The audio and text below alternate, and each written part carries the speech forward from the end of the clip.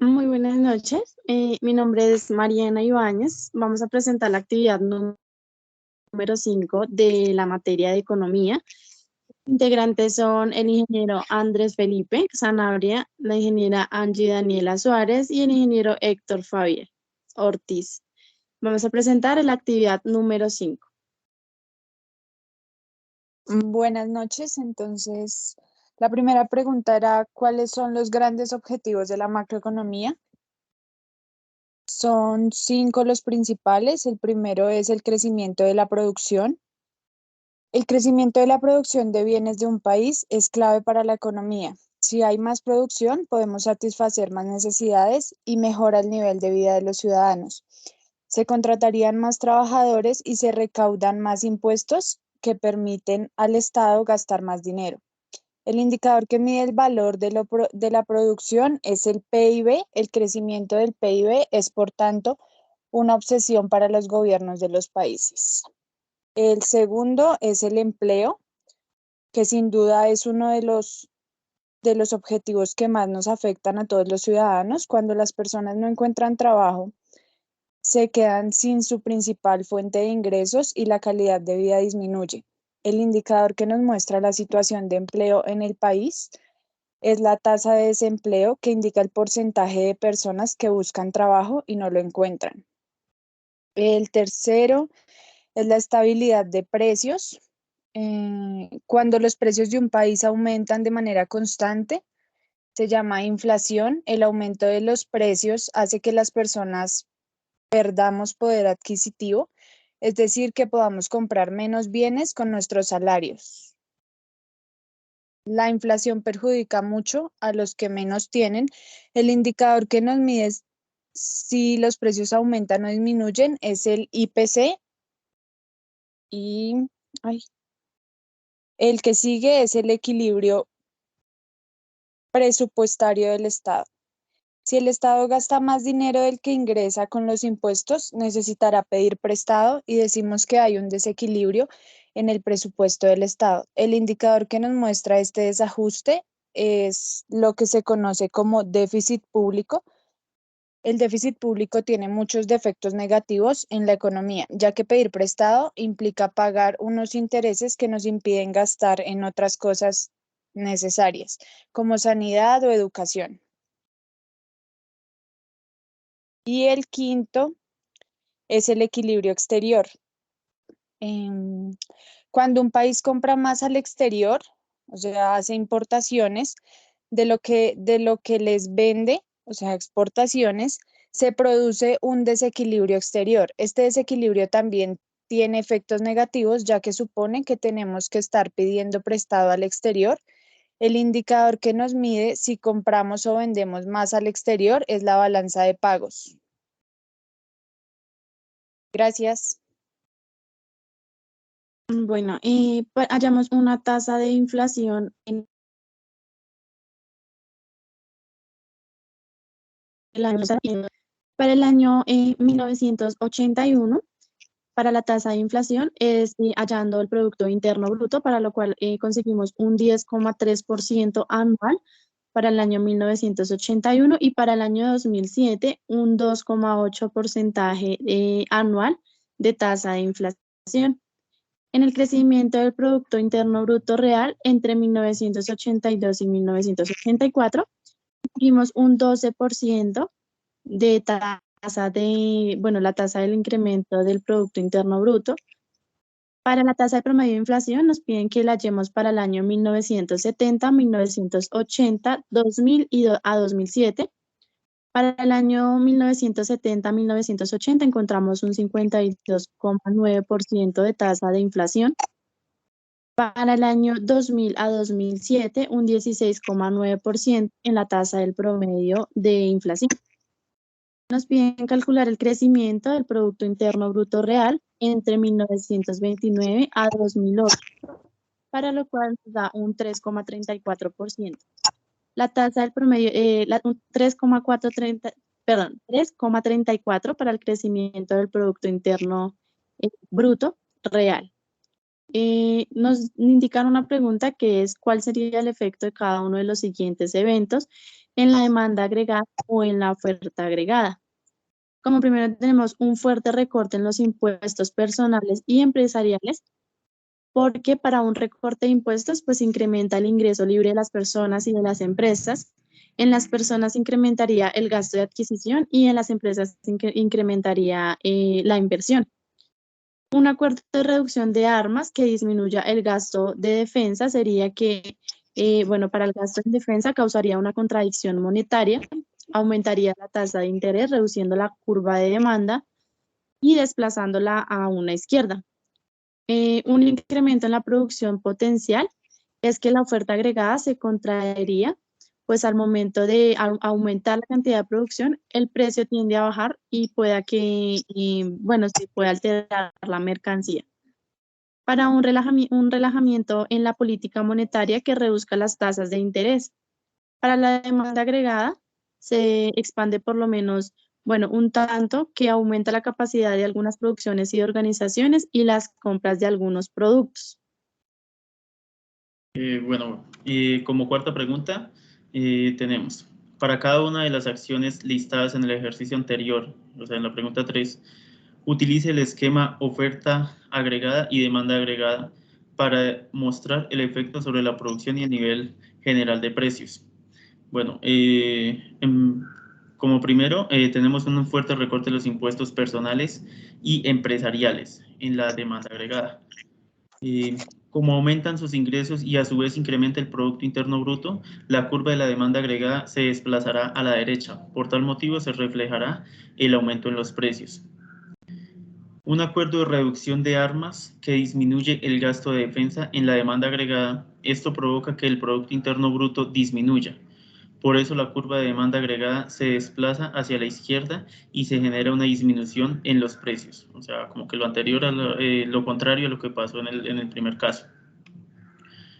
Un incremento en la producción potencial en la oferta agregada. Genera que la curva de la oferta agregada se desplace hacia la derecha, provocando un aumento en el Producto Interno Bruto y se disminuye el IPC. Un relajamiento en la política monetaria que reduzca las tasas de interés en la demanda agregada, se ve en la curva de la demanda agregada se desplaza a la derecha. Se incrementa el Producto Interno Bruto y el IPC, generando que las personas adquieran más créditos, aumentando por ende el consumo.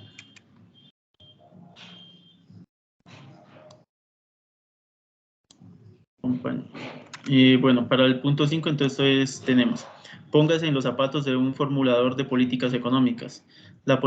La economía se halla en equilibrio con la producción es igual a 100 y Q igual a 300, que es igual al Producto Interno Bruto potencial. Usted rechaza hacer ajustes por la inflación, es decir, usted quiere mantener los precios absolutamente estables. No importa lo que suceda con la producción, usted puede usar políticas fiscales y monetarias para afectar la demanda agregada, pero no puede afectar la oferta agregada en el corto plazo. ¿Cómo respondería usted? Compañero Andrés. Bueno, primero que todo, buenas noches, mi nombre es Andrés Zanabria y bueno, en este caso, respondiendo a la pregunta, la economía se halla en equilibrio con P igual a 100 y Q igual a 3000 PIB potencial. ¿Qué? Pues a esto se deben realizar algunos ajustes, todo esto pues debido a la inflación. Pues esto quiere decir que debe mantener los precios totalmente estables en P igual a 100, sin importar lo que pues pueda suceder con la producción, ¿no? Bueno, usted puede usar también políticas fiscales y monetarias para afectar la demanda agregada, pero no puede afectar la oferta agregada en el corto plazo. Eh, ¿Qué? Y bueno, eso sería del punto 5. En cuanto al punto 6, pues dice lo siguiente. Tengo por acá. La pregunta 6 nos dice, en 1981 a 1983, el gobierno de Reagan aplicó una política fiscal que redujo los impuestos y elevó el gasto gubernamental. Sí, así es. En el punto A, expliqué el por qué la política tendería a incrementar la demanda agregada, muestra el impacto sobre la producción y los precios, suponiendo solo un desplazamiento de la DA. Entonces, en este caso, la política de Reagan tuvo varios tipos de impactos en la producción y en la economía del país, siendo uno de ellos y de los más importantes el cambio de la percepción que tenían los trabajadores en torno al trabajo e inversiones generadas. Gracias a esta política se logró evidenciar un cambio en los precios, los cuales comenzaron a disminuir, al igual que la inflación que azotaba al país en ese momento. Como resultado de esto, la producción comenzó a aumentar de forma muy rigurosa mientras que Reagan estuvo en la presidencia de los Estados Unidos. Se redujo en un 25% las tasas de impuestos sobre la renta gracias a la política de Reagan. Se redujo los impuestos y elevó el gasto gubernamental, en donde principalmente se afectarían los beneficios que obtenían los seguros sociales, subsidios y la industria militar. Sin embargo, bajo esta misma política también se realizarían nuevos programas de inversión como carreteras, puentes, educación, redes de comunicación y etcétera. En cuanto al punto B, nos decía eh, que explicáramos el porqué el impacto de las políticas fiscales de Reagan sobre la producción. Entonces, bueno, ahí en este caso sería las tasas fiscales lograron reducirse desde un 70% a un 34%. También se lograron eliminar distintos tramos de impuestos y, y también debido a que había más dinero influyendo en la economía, el gobierno logró recolectar más ganancias y pues debido a esto teniendo una tasa más baja. Y por último, la tasa fiscal del impuesto cooperativo disminuyó de un 46% a un 31%. Listo. Para la pregunta número 7, entonces nos dice, el paquete económico de Clinton, según lo autorizó el Congreso de 1993, tuvo el efecto de ajustar la política fiscal al elevar los impuestos y reducir el gasto. Demuestra el efecto de esta política. A. En el supuesto de que no hubiera una política monetaria que la compensara en sentido opuesto. Y B. En el supuesto de que la política monetaria neutralizara por completo el impacto sobre el Producto Interno Bruto y de que el menor déficit llevara a una mayor inversión y mayor crecimiento de la producción potencial. En el caso A se está recuperando el dinero al elevar los impuestos y para realizarlo en sentido opuesto se realiza un incremento en la tasa de interés para generar créditos y por este medio poder recuperar y reducir los gastos sin tener que incrementar los impuestos. B. Se identificaron un crecimiento en la demanda agregada por tener una inversión y mayor crecimiento en la producción potencial, inclinándose la gráfica hacia la derecha.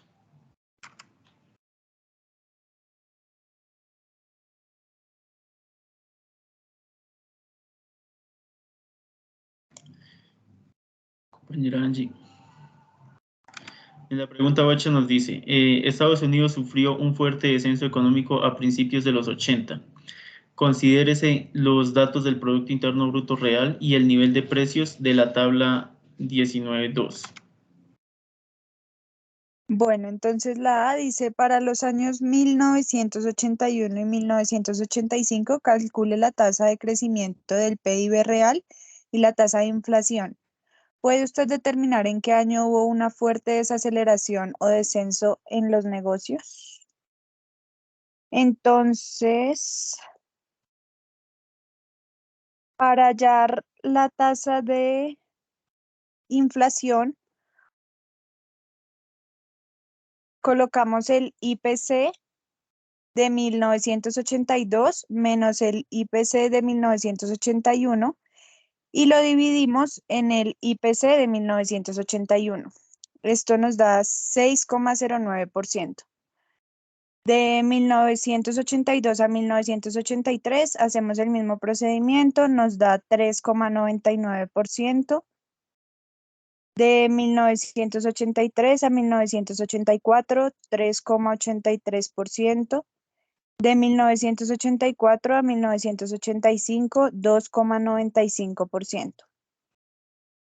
Para la tasa de crecimiento utilizamos el PIB de 1982 menos el PIB de 1981 menos 1 y lo dividimos en el PIB menos 1. Bueno, en el PIB de 1981 menos 1. Esto nos da de 1981 a 1982 menos 1,94%. De 1982 a 1983, 4,52%. De 1983 a 1984, 7,19%. Y de 1984 a 1985, 4,13%. Entonces, según los cálculos de la tasa de crecimiento e inflación, observamos que en los años de 1981 a 1982 hubo un alza de los precios y una desaceleración en el mercado o en los negocios, ya que para estos años la tasa de crecimiento fue de menos 1,94% y la de inflación fue de 6,09%, siendo esta última la más alta comparada con los demás. Para el punto B, en un diagrama OA-DA, como el de la figura 19.6, dibuje un conjunto de curvas de OA y DA que rastreen los equilibrios de precios y de producción mostrados en la tabla, como explicaría la recesión que ya identificó. Entonces, según la gráfica, podríamos decir que el déficit más importante se dio en el año 1982, ya que el PIB real no aumentó, frente a los precios que aumentaron considerablemente. Gracias. Bueno, muchas gracias por el tiempo y pues esta fue la presentación de la actividad número 5.